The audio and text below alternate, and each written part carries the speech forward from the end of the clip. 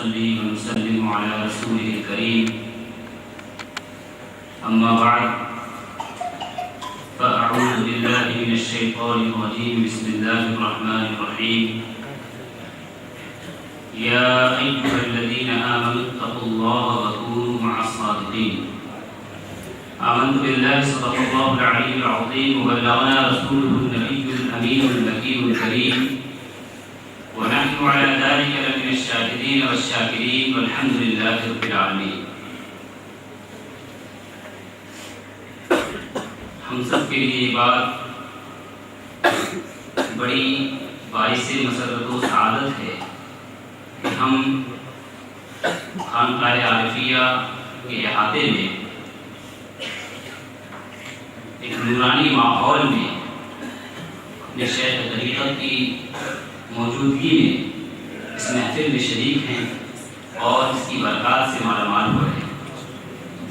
ہمارے درمیان معزز علماء کرام تشریف رکھتے ہیں جن میں محقق مسائل جدیدہ حضرت علامہ مفتی نظام الدین صاحب قبلہ متصل العالی تشریف فرما ہیں.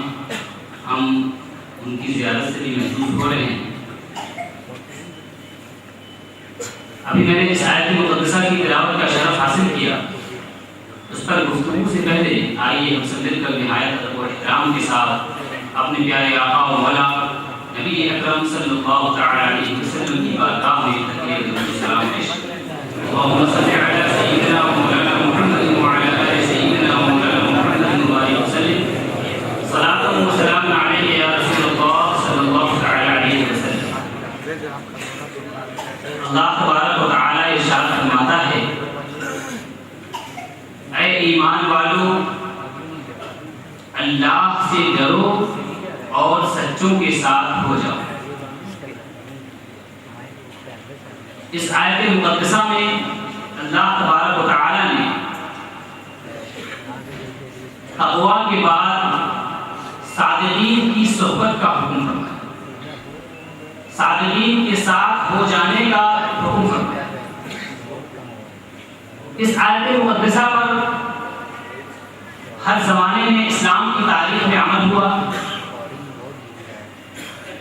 صحابہ کرام نے اللہ کے رسول صلی اللہ علیہ وسلم کی صحبت اختیار کی. آپ کے بعد صحابہ کی صحبت تابعین نے اختیار کی, تابعین کی صحبت تبع تابعین نے اختیار کی, اور پھر اس کے بعد ائمہ اعلام, بڑے بڑے علماء, محدثین, فقہا, مفسرین, متکلمین, ان تمام لوگوں نے اپنے اپنے زمانے میں کسی نہ کسی ایسے بندے کی صحبت ضرور اختیار کی جو مکمل طور سے اللہ تبارک و تعالی کی طرف. اور ایسا کیوں نہ ہوتا کہ اللہ کے رسول صلی اللہ تعالی علیہ وسلم نے دین کا تعارف کرا کے ارشاد فرمایا الدین کلہ خلق, دین سراسر اخلاق کا نام ہے, از اول تا آخر اخلاق کا نام.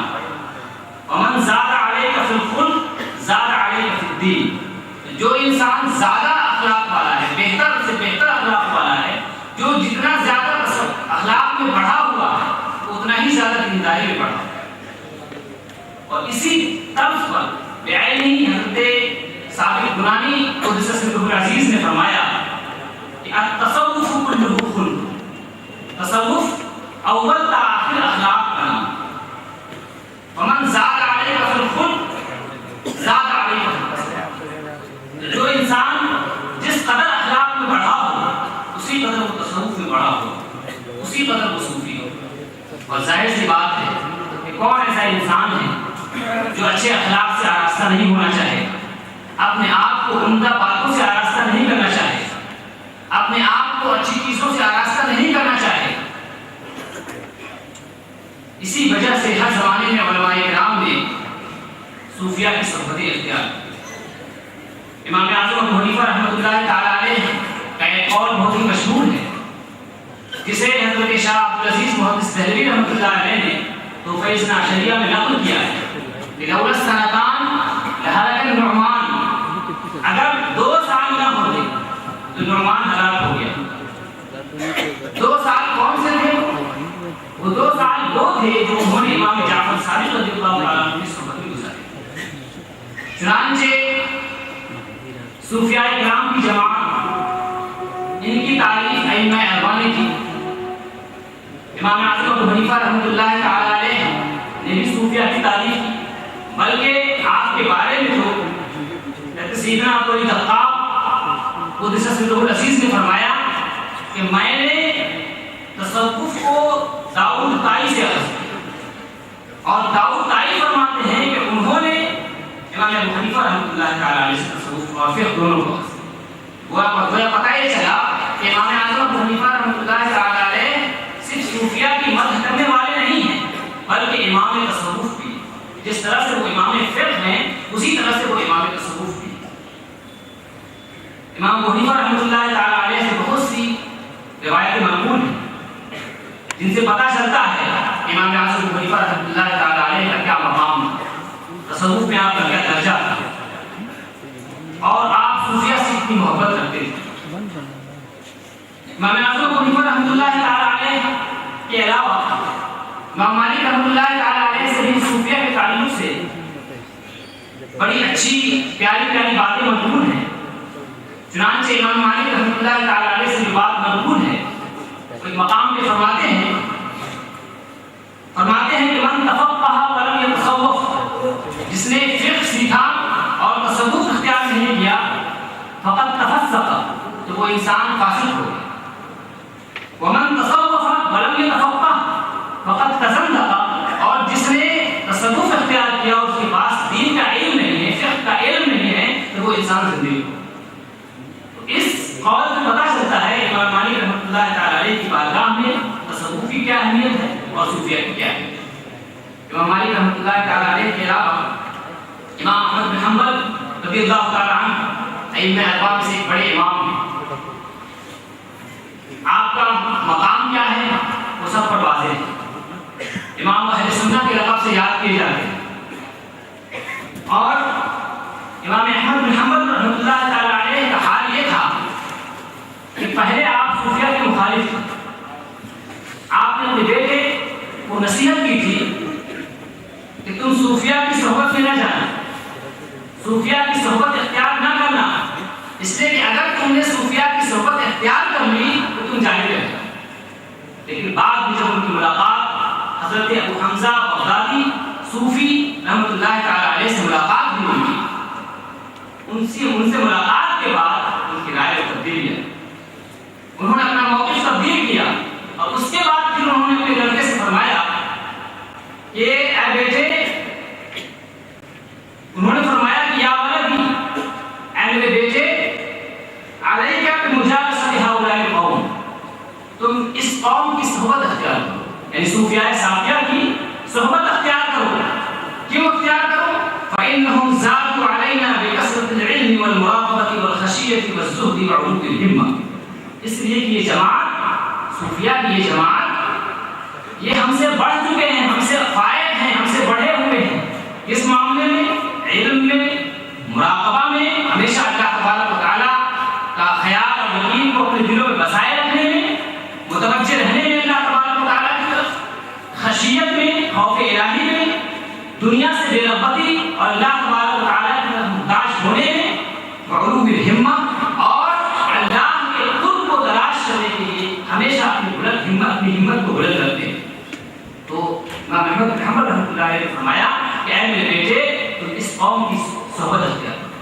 اس سے پتہ چلتا ہے کہ امام احمد بن حنبل رضی اللہ تعالیٰ عنہ کی بارگاہ میں، ان کی نگاہوں میں صوفیاء کی کیا اہمیت تھی، صوفیاء کی کیا اہمیت۔ ایک دوسرے مقام پر علماء نے ان سے نقل کیا ہے، ان کا یہ قول نقل کیا ہے کہ انہوں نے فرمایا لا اعلم احدا لا اعلم اقواما افضل منهم، میں صوفیاء سے افضل کسی قوم کو نہیں جانتا، صوفیاء سے افضل میں کسی قوم کو نہیں جانتا۔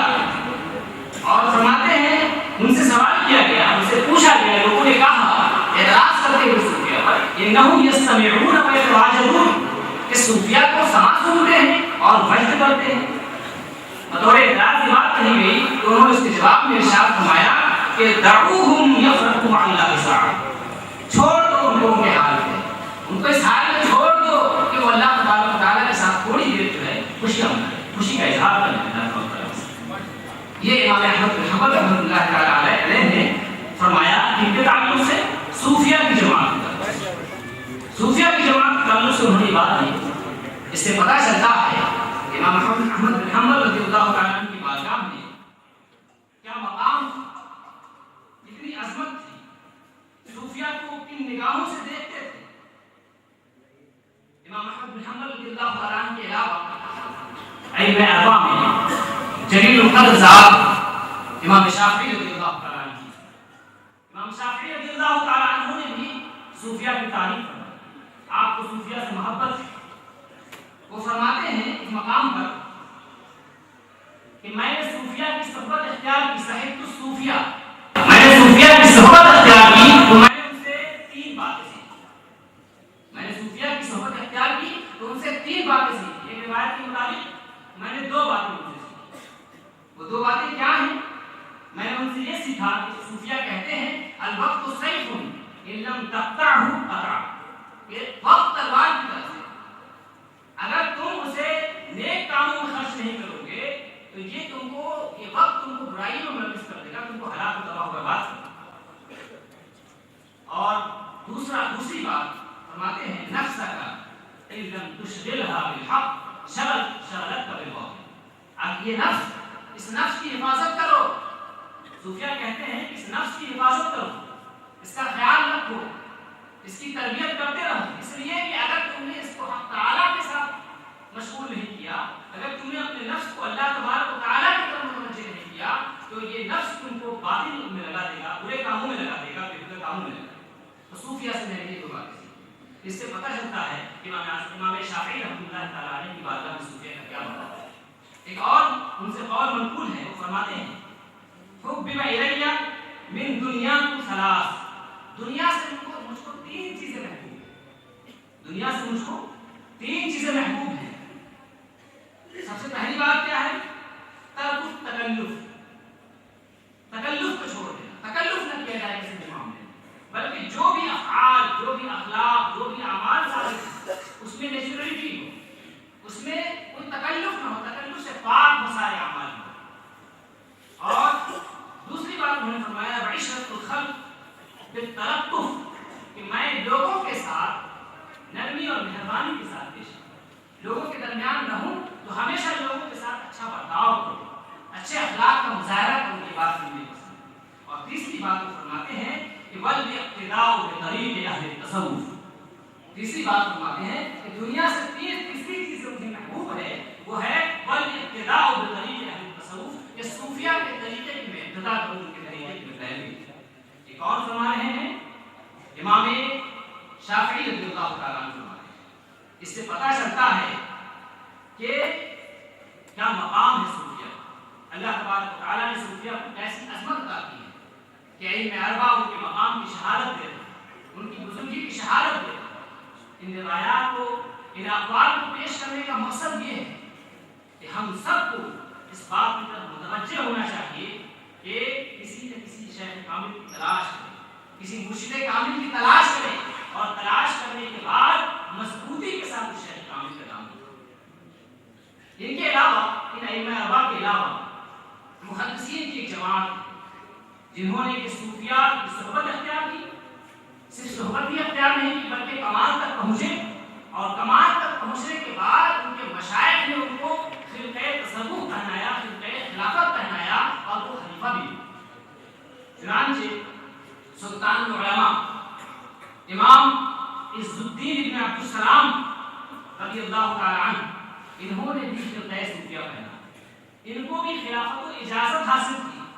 امام شافعی رحمۃ اللہ تعالی علیہ کی صحبت میں بہت زیادہ حاضر ہوتے، ان کی گفتگو طریقت کی اور حقیقت کی باتیں سنا کرتے تھے، ان کی صحبت میں جاتے تھے، اور آپ کو خلافت عطا فرمائی تھی حضرت شیخ شہاب الدین سہروردی رضی اللہ تعالی عنہ۔ گویا سہروردی سلسلے کے سلسلہ جن کی طرف منسوب ہے، جس امام کی طرف منسوب ہے، اس امام کی طرف سے ان کو خلافت کو اجازت ہے۔